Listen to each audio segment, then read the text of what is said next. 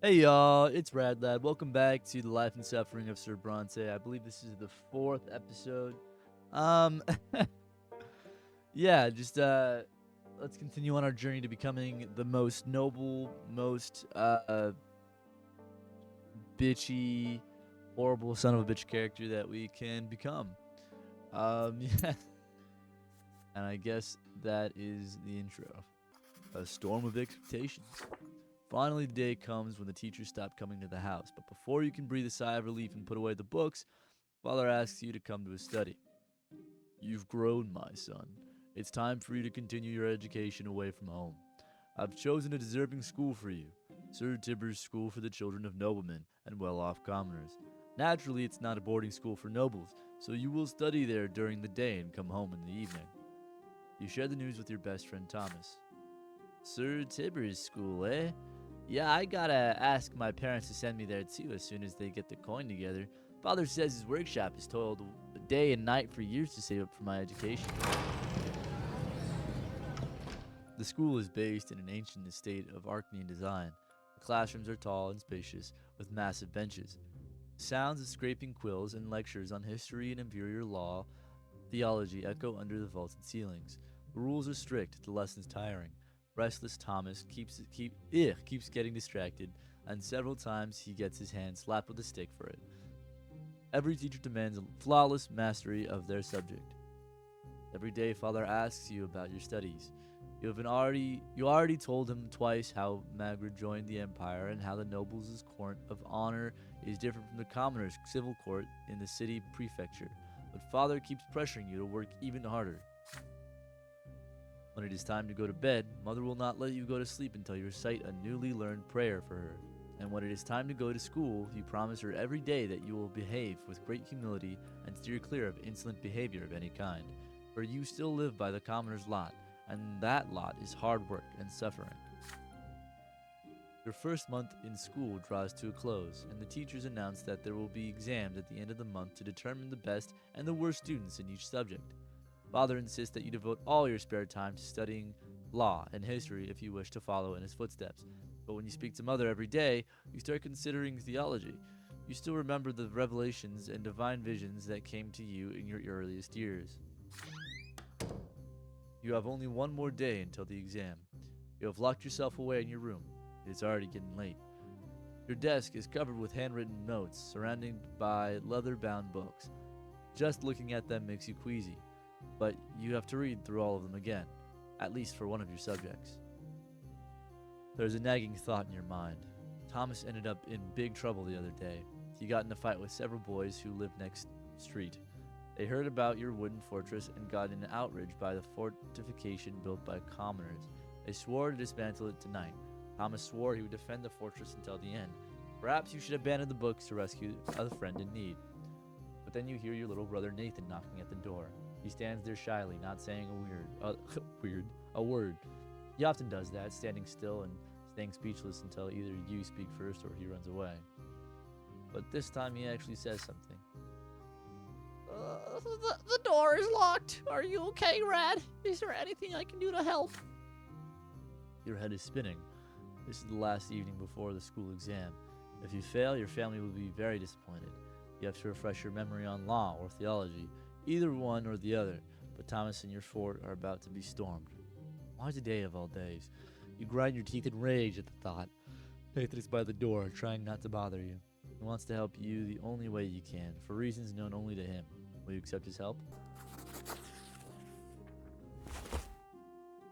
You cannot help but pay attention to your brother's quiet, weak voice. You push the books away. Nathan runs to you and wraps his arm around your legs. They should just leave you alone. I don't want you to get sick. Warmth emanates from his hands.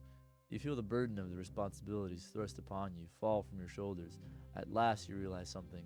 You can make your own decisions, rather than submitting to the will of others. You laugh at this realization and feel a new spring in your step. Nathan laughs with joy when he feels this. He takes your hand and pulls you outside. You've studied enough. You spend the rest of the evening playing with your little brother, teaching him how to build a watchtower out of wooden planks, sticks, and old rags behind the house. Nathan's success in construction leaves much to be desired. Unlike his skill in covering himself with mud, Still, he's absolutely overjoyed. Morning comes. You barely have time to wake up before you're walking to the menacing edifice of the school. The entire day is a constant flow of questions demanding answers. You give satisfactory responses on law and history, although you are somewhat confused by the many technicalities and chronological orders. Your knowledge of the interpretations of the lots leaves much to be desired. Your parents are dissatisfied with your performance. You know that you could have worked harder. Still, you believe yesterday was not a waste. Full of power.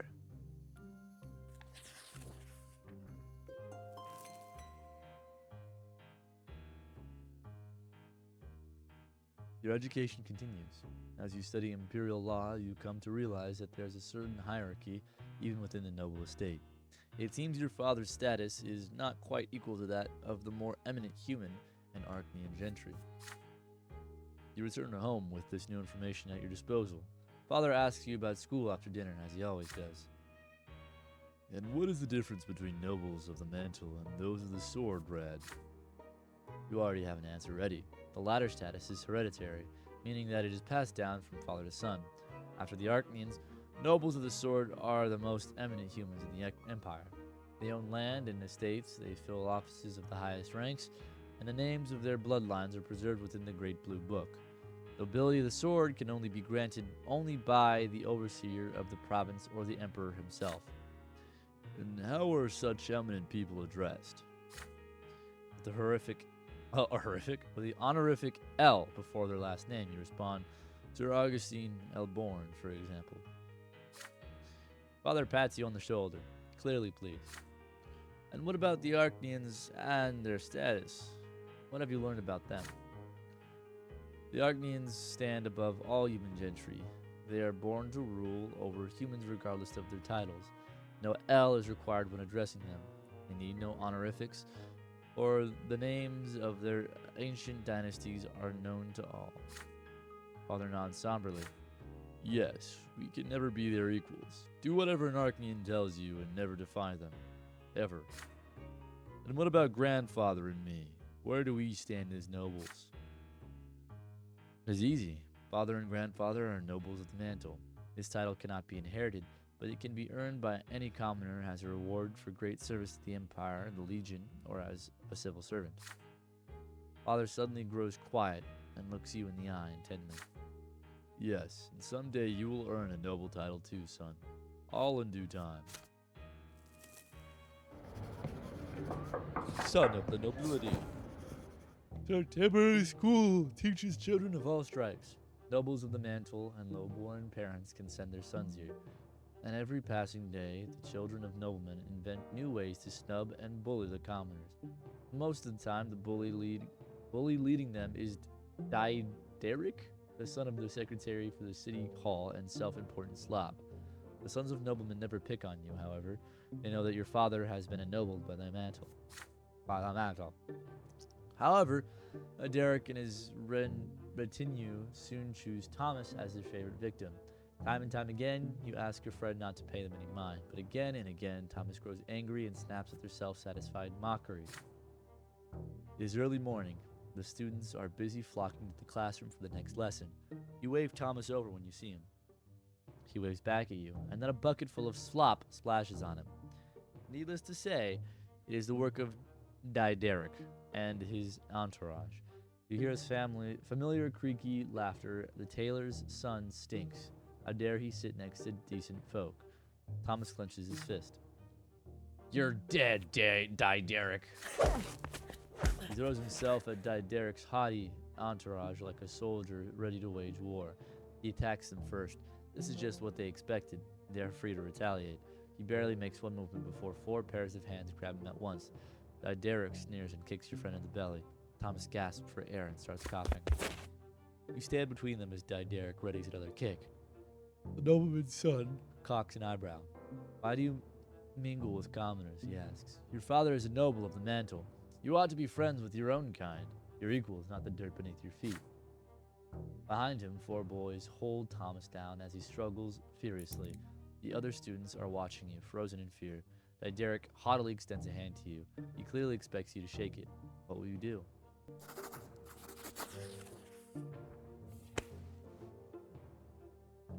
Derek, Thomas, and the entire school sees you shake his hand. There's truth in what he said. We're both children of nobles. Being friends with your peers is good for the family and for your father's standing. The secretary's son's hand is cold and moist. Thomas winces when he sees you shake the boy's hand. A satisfied smile appears on Derek's face. Now he has finally gotten what he wanted. He signals to his friends to let Thomas go. Thomas gets back on his feet, looks you straight in the eye, and shakes his head in disappointment. I didn't ask you about that, Rad. Why, you? Thomas avoids you for the rest of the day. When the lessons end, he quickly packs up and leaves without you. You spend the evening with Derek and his Red in you. As it turns out, the children of noblemen aren't so bad when you get to know them. They are simply afraid for their status and eager to avoid being mixed up with low-born boys. Not Derek himself, however. His stupidity and bravado are astonishing. He clearly became their leader through sheer audacity and overconfidence. However, you always remember exactly why you need this friendship. Several days pass, and Derek invites you to his family's house. You inform father of the invitation. You've made friends with the City Hall Secretary's son. This may bode well for our family. Well done. I will accompany you there. Both of you travel to the City Hall district when the time comes. The Secretary's house is larger and more luxuriously decorated than your family's. There is even a garden in front of it, planted in imported soil. Derek pompously introduces you to his father, a balding, aloof-looking nobleman. The two fathers sip wine until the sun goes down, discussing Anazote affairs such as the Quorum Decree, the lesser quorums, the policies of Archduke Melanitis, and the new agenda set by Prefect Elborn. Father doesn't forget to mention that he's related to the prefect. The two fathers part on good terms. They agree to invite each other to dinners and aid each other in work-related matters. You take the carriage back home. Father tousles your hair typically. This is a very good connection for our family. I'll tell your grandfather how you helped me set it up. You did very well, Rad. Sir Gregor will certainly appreciate this. In turn, you share a thought that has been weighing heavily on you. In order to make this acquaintance, you had to ignore your best friend Thomas for the better part of the week. What should you do now? Maybe you should apologize to him first. If you are truly good friends, your friendship will survive this trial. Next day, you catch up to Thomas after school. Naturally, he would rather hurry ahead instead of talking to you. You have to keep up with him while talking, which is quite difficult. There's no reason to be angry anymore, you plead with Thomas. Those noblemen's sons have settled down, they'll never bully him again. You tell him how your father turned this fleeting acquaintance into a useful connection. You reassure Thomas that he will always be your friend, not Derek. He's nasty and stupid and only wants the other boys to praise him. Thomas stops when he hears you say that. He turns to you, the familiar smile beaming on his face once again. Now that's interesting, Brante. So you've learned his weak spots, eh? Keep talking, and I'll see if I should forgive you. I have no clue if that's the voice I used for him before. I cannot remember. You tell Thomas about the week you spent with Derek. Soon the two of you are making up new names for the bullies based on what you've learned, laughing together again. His resentment soon disappears, and he stops avoiding you. This has left a mark on your relationship, but you remain friends.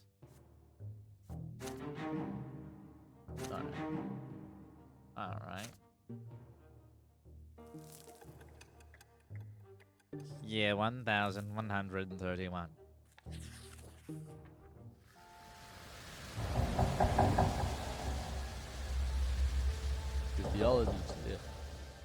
Your theology teachers tell you more about Anazote. It is more than just a provincial capital.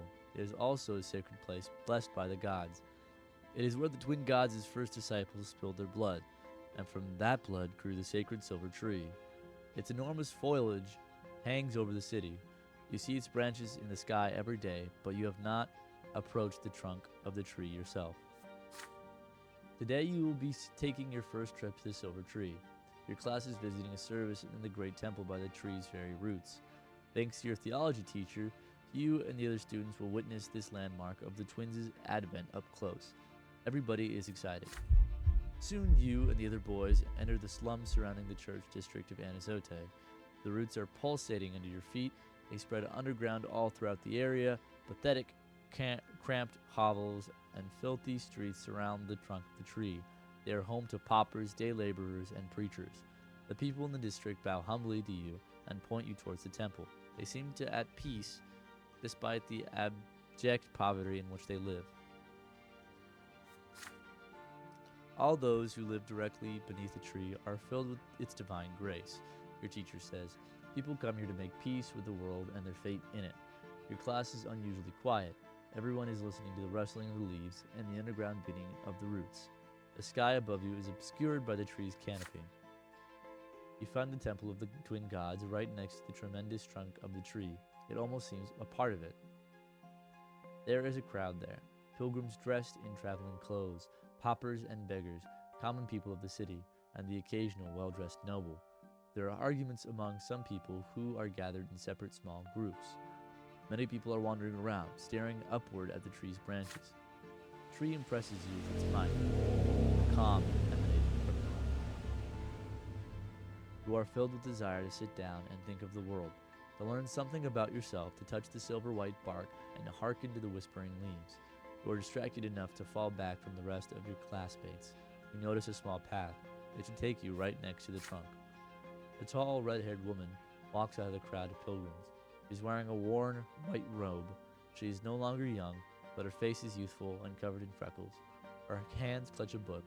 You've never seen this lady pilgrim before, yet she looks at you almost as if she recognized a lifelong friend.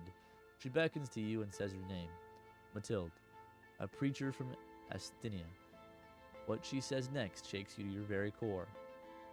It is commendable to see a young man so keen to learn the teachings of the twins, she says. Yet you will never follow the light of truth within the walls of the temple. Inside you will find only the lies about the lots, the erring words of prophet Eustachius, sanctified by the passage of centuries. Yet anyone who sets out to read the accounts of the twins' own lives knows that they never so much mentioned the lots. Ooh. Ooh. The red-haired preacher's words frighten you. They clash with everything you have heard from Mother, everything you have been taught in school. The lots are a lie? You freeze in fear. Should you argue with Mathilde, or ask her for more information, or should you treat her as a madwoman and catch up with your classmates? Whatever makes me more noble. You suddenly feel a small, warm hand grasp your own. You see a girl right next to you. She's just a little older than you, wearing a black dress, threadbare yet almost spotless. Her hair is covered by a handkerchief, with only a single golden lock showing. Her eyes are brown and burning with rage, her hand pulling you away from the red-haired preacher. You stare in confusion at this strange young girl, your cheeks flushed by the sudden touch. There is just a bit of color on her cheeks too, but then she starts speaking to you quickly. Don't listen to her. She's dangerous. Come to the temple with me. Only there will you see the truth. You stand there, surrounded by the crowd of praying pilgrims and the sounds of shuffling feet torn between people you have never seen before. And each of them expects you to follow her. But all the while you hear the whispering of the wind in the tree's branches. Branches reach out for you, almost as if the tree wishes to speak to you itself, and you hear its voice. Follow the girl to the temple. Matters of the heart, I've already had one crush, alright? I do not need another one. I've already been pounded in the heart by some blue lady. Some blue older lady, by the way, I think. The tree is beautiful. The silver white foliage stretches and spreads towards the sky, held aloft by a trunk so thick it would be a challenge to walk around it. The leaves rustle and whisper peacefully in the wind. The tree, it seems to speak to you. You walk away from the odd-looking preacher and the young acolyte, ignoring them as they call out to you. You walk around the temple and the crowd of people, getting closer to the tree with every step. Then you extend a shaking hand and touch the bark. It is unusually warm. You can feel a pulse beneath the roots. The tree is alive.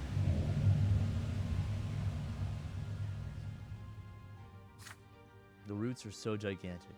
They form large grottos, spaces of air embraced by the roots on the ground. You squeeze into one of the grottos. It is unusually bright and quiet, shielded from the noise of Anazote. Right now, there's only you and the tree. You sit down. There are leaves rustling all around you. The only noise you hear is beating pulse of life that flows through the tree. And this pulse beats in time with your own heart. You feel clarity and calmness, free of doubt and frustration. The tree speaks to you, or are they your own thoughts, so strange, unfamiliar, and eye-opening? These thoughts speak of soothing love and of crystal clear law, and of love and law intertwining to bring the miracle of life to you. You stop slouching, and your frown becomes a light smile. Hours pass like fleeting seconds.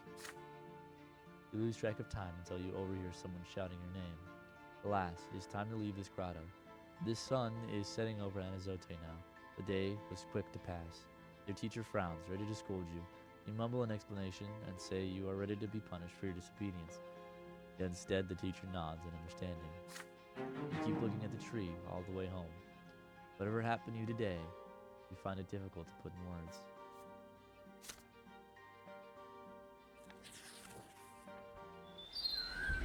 The shadow of the past. Another school day has ended. You are making your way home, still mulling over the things you learned from your teachers, the founding of the empire, the eternal and unshakable rule of a single dynasty, the 3 estates, each with its own rights. And what an odd sort of order the world has. And yet so mysterious. At least it sounds that way when your teachers talk about it. Mother is waiting for you on the porch. She smiles gently when she sees you, and yet her expression still shows great concern. The father left on a trip to a distant migrant town a few days ago. Since then, Mother has been trying to tell you something, but she seems uncertain. Son, could you put your things away and come pray with me? You join Mother in a prayer to the twins. She prays with fervent sincerity, her head bowed low and reciting the words of obedience to them and their greater design in a barely audible whisper. You repeat after her, just as she has taught you ever since you were a little boy. When the prayer ends, Mother sighs and turns to you. Rad, my son, you are 13 now. You'll be grown soon. It's time you learned about certain things that are important to our family. Difficult things. It's about your father and me. About our marriage. You gaze curiously into Mother's eyes. I'm sure we've wondered about this before. Your father is a nobleman of the mantle, so how could he marry a commoner with another man's child? But you see, Rad, your father, when his first wife, Amelia Elborn, died, it was a painful blow to him. He lost the will to live, lost all purpose. He felt like his own destiny was cut short that day as well. And then he met me. You know, the troubles I had in the past. I went to the prefecture as a petitioner to ask them for help, protection, justice. When I was a younger girl, I worked at a small shop that sold crockery and dishes. A nobleman took a liking to me. May his name be forever forgotten. The twins know I was humble and honored his lot to rule. But he took me by force. Mother falls silent, summoning the courage to continue. Gloria is that nobleman's daughter, but he was outraged. How could I have the gall to burden him with low-born progeny? He turned me out on the street with that little baby girl in my arms. Mother's voice is shaking now. Take her hand tenderly. I had no home, no honor, nowhere to go, no one to help me. When I went to the prefecture, I didn't really think the judges there would help me find justice against my former master. When Sir Robert heard my plea, his eyes met mine, and I believe that at that very moment the twins themselves granted him the gift of their love. Your father told me that there was nothing he could do to make that detestable nobleman marry me, but he would never abandon me and baby Gloria, and if I agreed, he would take me into his home. Tears are running down Mother's cheeks. And I knew it, my son. I knew how much his honor and reputation would suffer, but caring for me brought him back to life. It's like he experienced another sacrament. He rediscovered his noble purpose, his lot to rule and protect and care for others, but his decision to marry me, he is still preparing for that today. Your father had the courage to defy your grandfather, the founder of his bloodline. If only you knew how much he had to endure, my son. If only you knew the despicable rumors we heard about the Brantes all over Anazote. It was only thanks to the efforts of Sir Gregor that the Brante bloodline managed to hang on to what little remained of its reputation. And now the noble families have all but forgotten about the scandal linked to the twins. Mother falls silent. She looks at you intently. Do you understand what she is telling you? My son, I am not telling you that this just to share the pain of my past. I have no reason to complain. Even Sir Gregor has accepted me through gritted teeth. But you need to understand the heavy burden our family must bear, including our scandalous marriage and Gloria's foul origin. And Gloria, she can never be a Brante, even if the elder Brontes agreed. The news would stir up the old scandal in the minds of high society. And if that were to happen, Rad, they would see even your birth as illegitimate. Mother sighs heavily. What I told you just now is something you have to know, son. You're about to enter adult life. By my lot, I must be humble. I cannot tell you how to treat your family. May I ask you a question? Now that you know all of this, do you still see Gloria as your sister?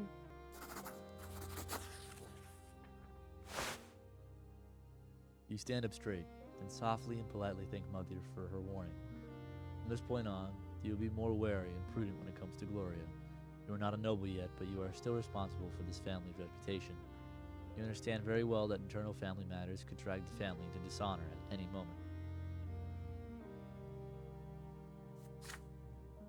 Mother's eyes fill with sorrow and understanding. That's right, Rad. You're right to put your family first.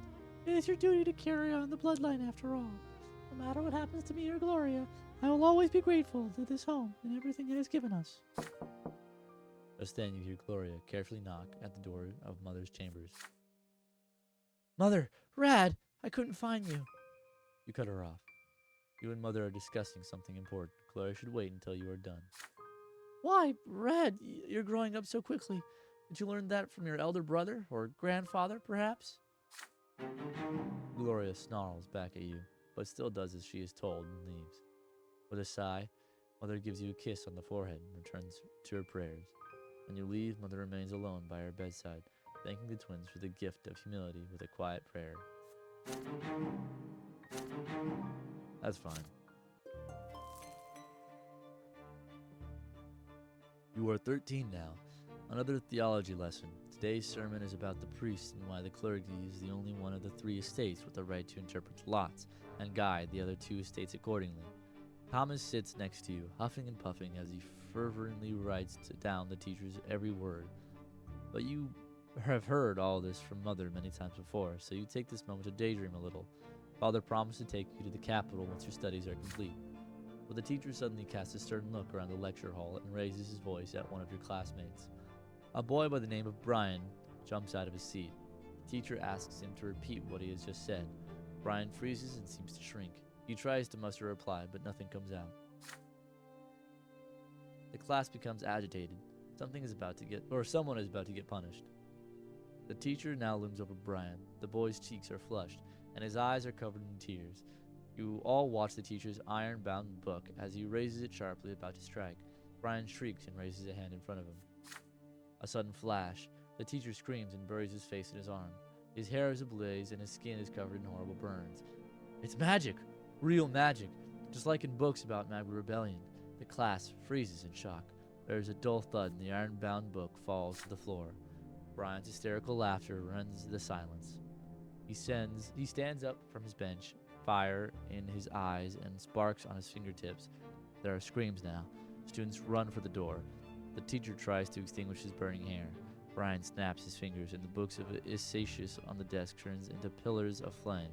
He laughs and raises his arms, and the curtains catch fire. The screams grow louder as the fire howls. Brian's face is tense and violent. His mouth is spewing flames, and his whole body is shaking with laughter. He steps towards the door. You and Thomas glance at each other. He's going to burn the whole school down. Your friend's determination makes you brave. You run behind Brian and knock him off his feet. You both tumble to the floor. Even through his clothes, his body sees your flesh. Brian screams, convulses, and grabs Thomas by the shoulders with his burning hands. Thomas howls but stays put, then knocks Brian senseless with several fierce blows to the head. There are servants fussing around the room now. Put out the fire and take away the teacher, his body covered in horrible burns. You and Thomas remain next to Brian, who is lying on the floor, silent. Soon 3 men in black cloaks enter the doors of the school, each bearing an edict seal with silver, the Inquisition.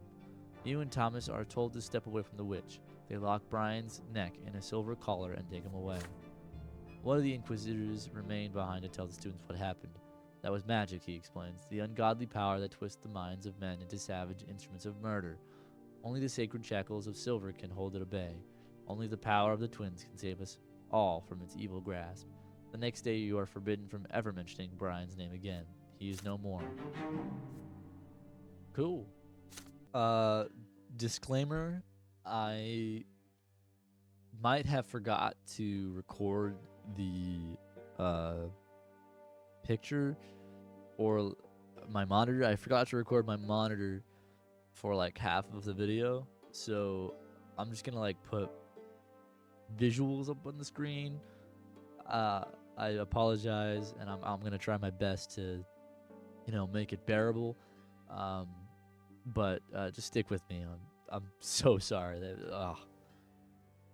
Stupid. But anyways, I hope you can still enjoy.